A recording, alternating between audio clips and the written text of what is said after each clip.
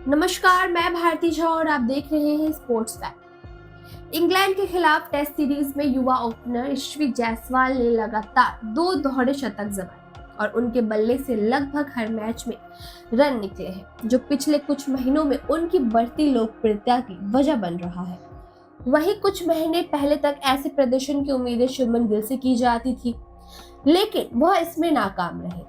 भारत और इंग्लैंड के 20 test series के 4 मैच पूरे हो चुके हैं और टीम इंडिया ने इतने ही सीरीज 3-1 से अपने नाम कर ली है। अब आखिरी मैच 7 मार्च से धर्मशाला में खेला जाना है और इससे पहले दोनों टीमों को लंबा ब्रेक मिला है, जहां ज्यादातर खिलाड़ी इस दौरान आराम कर खुद को तरोताजा करने में लगे हैं।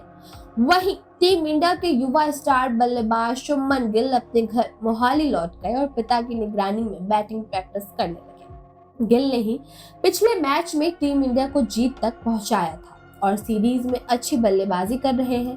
इसके बावजूद अगर वो ब्रेक में भी प्रैक्टिस कर रहे हैं तो इसकी वजह उनका जुझारूपन और ईशवी जायसवाल से पैदा हुआ खतरा भी है। पिछले करीब 7-8 महीने से बाएं हाथ के युवा बल्लेबाज ईशवी जायसवाल के सितारे बुलंद हुए हैं। उन्होंने न सिर्फ टीम इंडिया में अपनी जगह बनाई, बल्कि गिने चुने मैचों में भी धमाकेदार अंदाज में बैटिंग से तहलका मचा दिया। सिर्फ 8 टेस्ट मैचों के अपने करियर में ईशवी ने 3 शतक जड़ दिए हैं, जिसमें वो लगातार 2 दोहरे शतक इंग्लैंड के खिलाफ आए हैं। ऐसे में हर किसी की जुबान पर ईशवी का ही नाम है और उन्हें ही भविष्य की टीम इंडिया का सबसे बड़ा स्टार बताया जाने लगा है।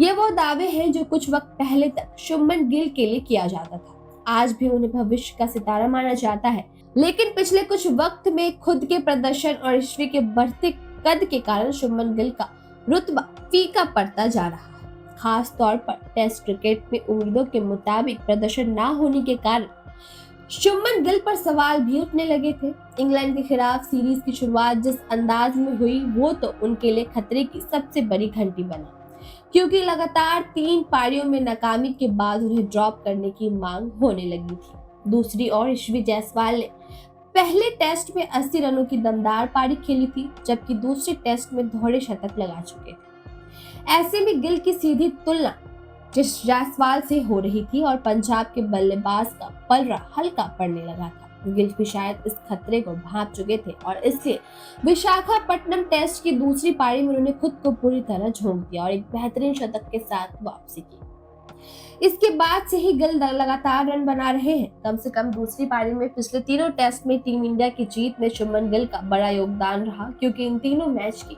दूसरी पारी में इस बल्लेबाज ने बड़े स्कोर खड़े किए।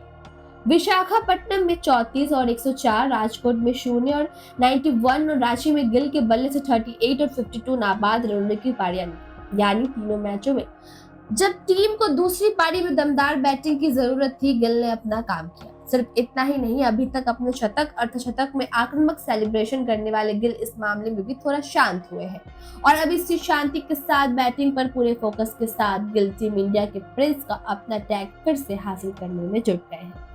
बदले हुए तेवरों का ही नतीजा है कि इस टेस्ट सीरीज में ईशवी जायसवाल 655 के बाद शुभमन गिल 342 ही सबसे ज्यादा रन बनाने वाले बल्लेबाज है। तो आपकी इसमें क्या राय है? अपनी राय हमें कमेंट करके जरूर बताएं और भी स्पोर्ट्स जगत से जुड़ी जानकारी के लिए देखते रहिए स्पोर्ट्स फैक्ट।